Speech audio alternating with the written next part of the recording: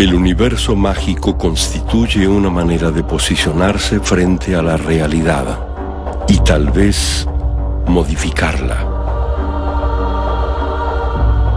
Es una compleja cosmovisión, un verdadero viaje hacia el interior de nuestra existencia.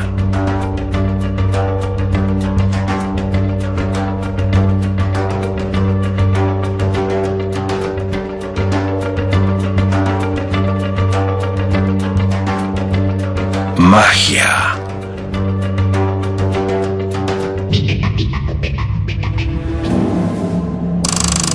Magia del caos. A partir de la década del 60, comenzaron a surgir una gran cantidad de prácticas mágicas. Una de las más inquietantes y poderosas es la magia del caos. Con respecto a la práctica mágica y a la utilización de deidades, tal como lo hacía, por ejemplo, la Aurora Dorada, ya para los años 70, contemporánea, por ejemplo, lo que podría ser el movimiento punk, aparecen en Inglaterra y en Estados Unidos grupos que dicen: ¿por qué tengo que invocar a las deidades si yo no sé si existen siquiera? Estas personas, entre los que podríamos mencionar a Phil Hine, a Peter Carroll, empezaron a decir: ¿pero por qué? Si en definitiva estos dioses simplemente representan aspectos de mi propia psiquis. Basta que me sirvan para concentrarme, basta que me sirvan para focalizar mi intención mágica. Si en definitiva lo que importa es que yo me concentre y esto efectivamente traiga un resultado, traiga un cambio en la realidad. Y empieza a surgir todo un movimiento que se denomina la magia del caos. ¿Por qué magia del caos? Porque ellos dicen: existe esta energía primordial, existe esta energía primigenia de la cual todo brota. Yo me puedo comunicar a través de un estado alterado de conciencia, a través de mi concentración, con esta energía primigenia, con esta energía caótica, y a partir de esta conexión, producir este cambio en mi realidad tal como yo la entiendo. Los dos nombres que se asocian principalmente con el inicio de la magia del caos son Peter Carroll, que es así el más afamadamente conocido, y otro que se llama Ray Sherwin, que es un personaje con un poco de perfil más bajo, pero que también tuvo mucho que ver. El origen se puede ubicar a fines de los años 70, principios de los años 80, más o menos, en general en la zona de Inglaterra. El origen en realidad de la magia del caos no tiene una cosa institucional fuerte, son grupos aislados, en general gente joven, que empieza a practicar y empiezan a tirar sus resultados en algunas revistas. Para los caoístas hay una energía creativa básica, una energía vital o guía que es posible exteriorizar. La premisa fundamental que plantean Peter Carroll y Ray Sherwin es que la creencia en la magia, la creencia es una herramienta para lograr un fin. O sea, la magia del caos es como que no es un sistema mágico, usa sistemas, es un metasistema, una metacreencia que dice que en realidad uno puede utilizar cualquier sistema mágico, incluso no existente hasta ese momento. Uno puede ir desarrollando un cierto sistema de creencias con una coherencia que a uno lo motive, lo toque personalmente, y esto puede tener una efectividad mágica, o sea, puede traer resultados.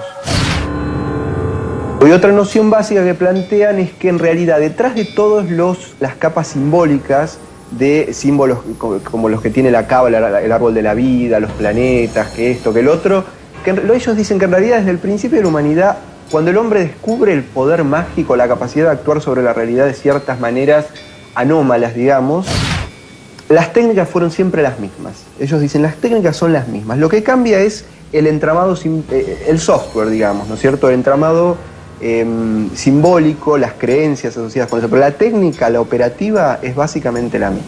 Estas son algunas de las dos creencias fundamentales. Peter Carroll y los 5 niveles de actividad mágica. Peter Carroll, la magia del caos, establece 5 niveles de actividad mágica, empezando por la hechicería, que sería simplemente una práctica mágica utilizando determinado tipo de elementos o herramientas, a fin de obtener algún fin determinado. Por otro lado, ellos especifican que existen otro tipo de magia que sería la magia chamánica, que se diferencia de la anterior porque en realidad involucra la alteración de la conciencia a través de un medio determinado, que puede ser, bueno, un tambor, el miedo, puede ser, por ejemplo, la sexualidad, en algunos casos, por ejemplo, como en los chamanes amazónicos, el uso de la ayahuasca, pero implica justamente esta posibilidad de estimular la conciencia, estimular la imaginación a través de estos estados alterados de conciencia. Otro de los niveles de actividades mágicas especificados por Carroll es el de la magia ritual. Es un nivel superior a los dos anteriores, en tanto reúne en sí justamente, por un lado, la utilización de herramientas, tal como lo haría la hechicería. Pero por otro lado también reúne esta capacidad de alteración de la conciencia propia de la magia chamánica. Por otro lado, y en un nivel superior estaría la magia astral. ¿Qué es la magia astral? Es la posibilidad de hacer todo lo anterior, pero ya ni siquiera necesitando herramientas. Este mago, el mago que domina la magia astral, puede simplemente visualizar sus herramientas mágicas y expresar casi mentalmente su intención. Y por último está lo que ellos denominan alta magia, que es el punto en el cual ya no hay barreras entre el mago y la fuerza de su voluntad. Se libera el genio intuitivo y este, poder interior sin necesidad de mediatizarlo, ni siquiera visualizando una herramienta mágica. Es como que hay una conexión directa entre el operador y esta fuente primigenia de energía. Obviamente es un nivel de magia, la alta magia, que no cualquiera puede alcanzar, solamente muy pocas personas. El caoísmo o magia del caos es una de las principales corrientes mágicas de la actualidad. Lo que vemos son algunas caoesferas que son símbolos identificatorios de esta corriente mágica. En realidad la palabra caos, magia del caos, no aparece hasta mitad de los 80, ¿no? La idea de movimiento, chaos magic, magia caoísta, están muy influenciados también por todo lo que era la ciencia del caos, que empieza a pegar mucho en ese momento, ¿no es cierto?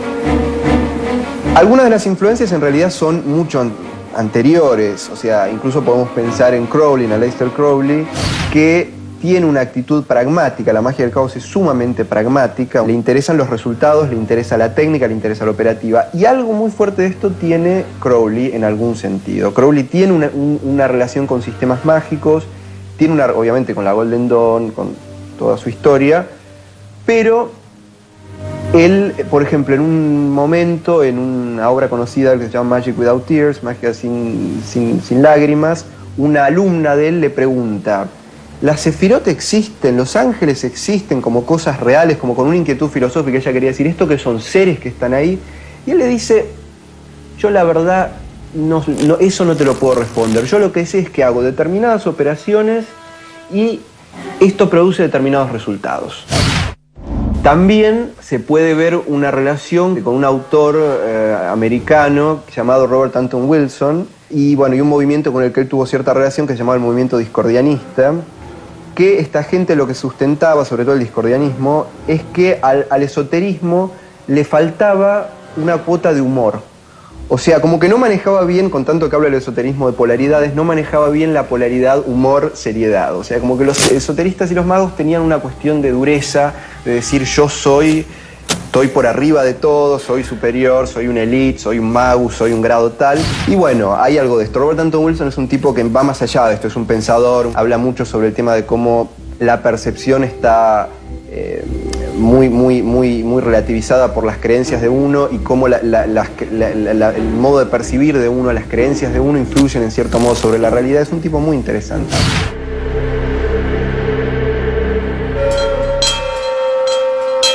El concepto de ritual es infinito. Toda ceremonia es un ritual. En todas las culturas y religiones, los rituales son el puente entre el hombre y su deidad.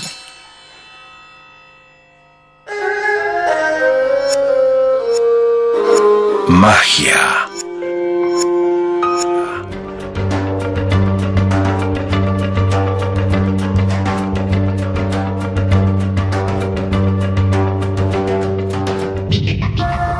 El significado de los colores de las velas.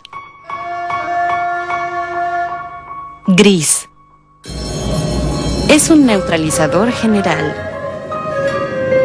Ayuda a borrar influencias indeseables sin temer repercusiones negativas. Favorece la búsqueda de balance en cualquier situación. El color, asociado a la luz y al calor de la llama, propicia y estimula nuestros deseos y objetivos. Austin Osman Spare. Austin Osman Spare nació en el seno de una familia de bajos recursos al sur de Londres. La señora Patterson, una amiga a la que considera su segunda madre y a la que llama Witch Mother, lo introduce en el mundo de la magia. Una de las influencias muy fuertes que tiene el caoísmo es Austin Osman Spare, que fue un tipo controversial, digamos, en su momento fue un artista, pintor, vinculado con el esoterismo, pero con una actitud muy rebelde, digamos, con el tema de sistemas, con el tema de estructuras. Se interesó mucho por desarrollar técnicas muy concretas para experimentar efectos muy concretos. Una de las técnicas fundamentales del caoísmo es lo que se llama la sigilización.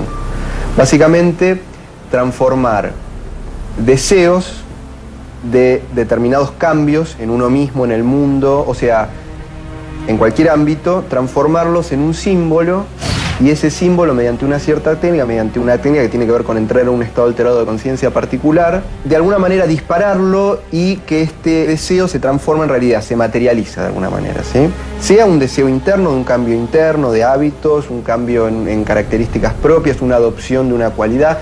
Por ejemplo, Austin Osman Spare es famoso, un ejemplo en el cual él cuenta que no recuerdo qué es lo que quería hacer o qué necesitaba hacer, y necesitaba fuerza, y él genera un símbolo en el cual dice: deseo tener la fuerza de un tigre, y de alguna manera lo que logra es despertar una energía que le permite hacer una serie de tareas físicas con una fuerza que no era de ninguna manera la normal de él, ni era esperable que ocurriera espontáneamente. Bueno, esto es un poco el origen. Austin Osman Spare lo utiliza de una manera como más básica, más energética.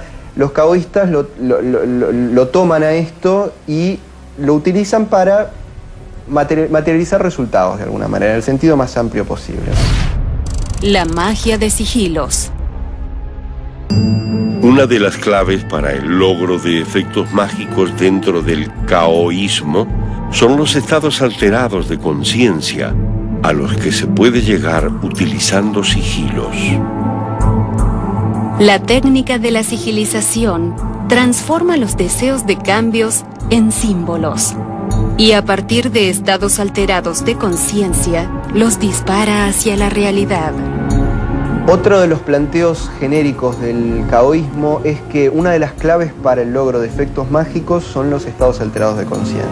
O sea, la idea es que nosotros estamos inmersos en una serie de sistemas de creencias que dicen la realidad funciona de cierta manera, de esta a la otra, la realidad material tiene tales límites, y esto de alguna manera condiciona cómo nos vinculamos con esa realidad, pero no es de ninguna manera el límite. Entonces, mediante la inducción de determinados estados alterados de conciencia, se puede vincularse con la realidad de una manera anómala, digamos, ¿no? Y lograr cambios de un modo diferente. El caoísmo, más que nada por ideas de Peter Carroll, se interesa en un estado en particular que él lo llama la gnosis, que no sé si tiene relación directa, habría que ver con la idea de la gnosis de la antigüedad, ¿no es cierto? Pero él le llama un estado particular en el cual en un instante desaparece, como que desaparece la conciencia ordinaria, desaparecen los pensamientos, desaparece todo vínculo ordinario con la realidad y hay como un vacío total centrado en el cual toda la energía está centrada en un único punto. En un único punto está totalmente focalizado y la idea es que ahí se proyecta el sigilo o ahí se hacen distintas operaciones mágicas. Carroll habla de que hay, esto no es solo la magia del caos, es una recopilación de todas las prácticas de la historia. O sea, él dice que hay en general dos tipos de modos de inducir este estado. Uno es el inhibitorio y otro es el exaltatorio. En el inhibitorio, por ejemplo, tenemos la meditación, tenemos la deprivación sensorial, bueno, la relajación, distintos tipos de técnicas que llevan a calmar, a que la energía baje, los pensamientos en un momento empiezan a bajar, ¿no es cierto?, que todo se calma. Y otro es el exaltatorio, que es, no sé, puede ser la percusión, la danza frenética, puede ser la intoxicación en algunos casos, la violencia, plantean algunos, ¿no es cierto? Acá hay cuestiones, bueno, morales de alguna manera que se filtran. La idea es que la técnica en sí, el estado ese puede ser despertado por distintos tipos de técnicas. Los sistemas mágicos son fórmulas y procedimientos que sintetizan de algún modo todos los conocimientos y las prácticas esotéricas que el hombre ha desarrollado. Pero la magia existe desde siempre, previa a cualquier sistematización, aún antes de que el hombre abriese los ojos.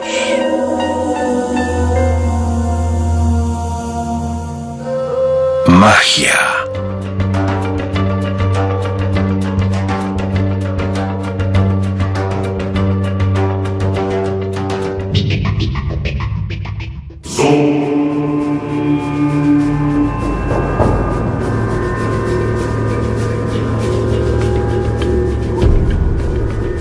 Magia lunar.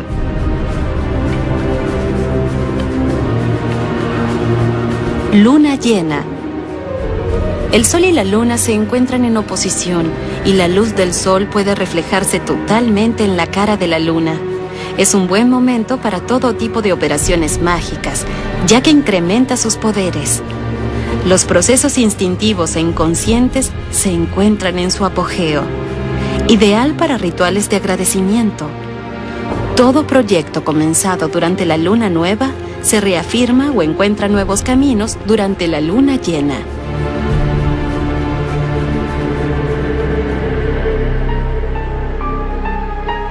¿Existen deidades para la magia del caos?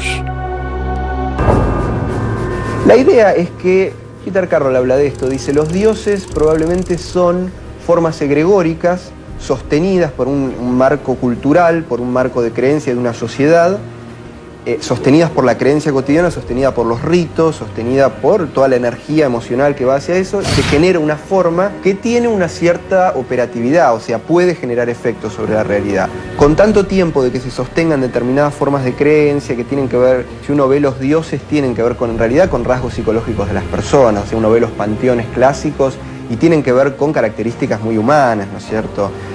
Y la idea es que al sostener con la creencia mucho esto adopta una vida propia de alguna manera y de hecho tiene una energía propia, se alimenta de algún modo, se alimenta, entre comillas, de sus adoradores, sus creyentes y genera efectos, les da cosas. Puede verse como una creación cultural que tomó vida propia y que uno la puede utilizar y que tiene un poder egregórico, la idea de egrégora, ¿no?, que existe mucho en la magia, la idea de algo, una especie de campo mórfico, que es un lenguaje que a muchos caoístas les gusta utilizar estas cosas modernas, ¿no?, de la ciencia moderna, un campo mórfico, una presencia del pasado que sigue operando sobre lo real o puede operar, si se apela a ella, puede operar. Estos campos de energía tienen símbolos vinculados, los dioses tienen un montón de simbologías, un montón de características que están vinculados y uno mediante esos símbolos, mediante la creencia en eso, puede lograr beneficios. Muchos practicantes de la magia del caos favorecen no tanto a las deidades tradicionales, sino por sobre todo a las deidades sumerias. Las deidades que en la mitología sumeria se denominan los antiguos, aquellos seres monstruosos que surgen del vientre de la gran madre Tiamat, de la gran serpiente, del gran dragón, en su lucha contra Marduk y las hordas de dioses civilizados, por ponerlos en ciertos términos. Y también toman todo el panteón que crea Lovecraft para sus historias de terror, para sus cuentos de Cthulhu, y encuentran que justamente estos seres sin nombres, estos terrores sin nombres, estas fuerzas primordiales pugnando por apoderarse del mundo real, tal como las describe Lovecraft, son de alguna manera la vía más rápida para obtener estos cambios de conciencia que necesitan. Insisto, es una práctica mágica que puede tener su cierto riesgo dependiendo del individuo. Lovecraft y la magia del caos. El encuentro con el abismo. El interés de los caoístas por el panteón Lovecraftiano, por el mundo Lovecraftiano, que no es el único, hay muchos intereses, tiene mucho que ver con una cierta tendencia oscura que tiene la magia del caos de alguna manera. Y Lovecraft utiliza mucho el tema de los dioses externos, los dioses exteriores, los dioses antiguos, que están como por fuera de los panteones de dioses clásicos tradicionales. Y son fuerzas que inspiran una sensación de fuerzas titánicas. Tiene que ver también con los titanes de otras mitologías, de las mitologías griegas, de las mitologías nórdicas. La idea de fuerzas primigenias, caóticas, que no son toleradas por los dioses del orden, que serían los dioses menores en la idea Lovecraftiana, ¿no es cierto? Entonces hay como una seducción de esto, de lo que está por fuera de los dioses que ordenan, ¿no? Que ordenan el mundo común, las creencias comunes, o sea, de contactar con esos poderes titánicos, esas fuerzas enormes. Yo creo que hay alguna relación por ese lado, de alguna manera, con el tema de Lovecraft. Iniciarse en el camino de la magia implica atravesar fronteras. Tal vez en la otra orilla del camino sea posible descifrar un misterio o llegar a dominar lo indominable. Pero nosotros mismos somos la primer frontera y cada paso que damos nos contacta con luces y sombras de un interior también mágico.